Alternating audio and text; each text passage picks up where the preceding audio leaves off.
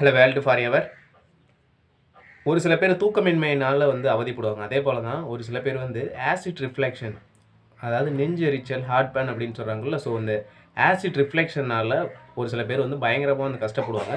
So இது எதனால் இந்த ஆசிட் ரிஃப்ளெக்ஷன் வருது அப்படின்னு பார்த்தீங்கன்னா, நம்ம வயிற்றில் சுரக்கக்கூடிய அந்த ஆசிட் வந்து நம்ம சாப்பிடக்கூடிய அந்த உணவு போகக்கூடிய பாதையில் மறுபடியும் ரிஃப்ளெக்ட் ஆகி அதே பாதையில் மறுபடியும் வர்றது தான் வந்து நெஞ்சு எரிச்சல். ஸோ வந்து ஆசிட் ரிஃப்ளெக்ஷன் அப்படின்னு சொல்லுவோம். ஸோ இது வந்து இதனால் ஏற்படுது அப்படின்னு பார்த்தீங்கன்னா, ஒரு சில நம்ம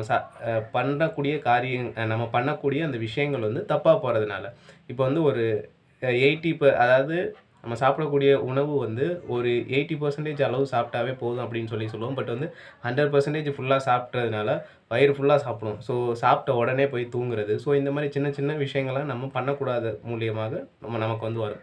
ஸோ அது மாதிரி பார்த்தீங்கன்னா, இந்த ஸ்மோக் பண்ணுறது, ஆல்கஹால் ட்ரிங்க் பண்ணுறது, ஸோ அவங்களுமே வந்து இந்த மாதிரி பண்ணும்போது இந்த ஆசிட் ரிஃப்ளெக்ஷன் வந்து டக்குன்னு வந்து மேலே வரும்.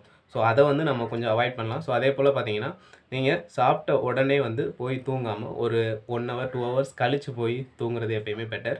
ஸோ அளவுக்கு அதிகமான உணவை வந்து உட்கொள்ளாமல் பாதி அளவு அந்த அளவுக்கு சாப்பிட்டு அடுத்து போய் தூங்குறது எப்பயுமே பெட்டர். ஸோ அதுக்கடுத்து பார்த்தீங்கன்னா, நார்ச்சத்து, ஸோ அந்த நார்ச்சத்து ஃபைபர் ரிலேட்டடான ஃபுட்ஸ் வந்து அதிகமாக சாப்பிட்றது வந்து எப்பயுமே பெட்டர்.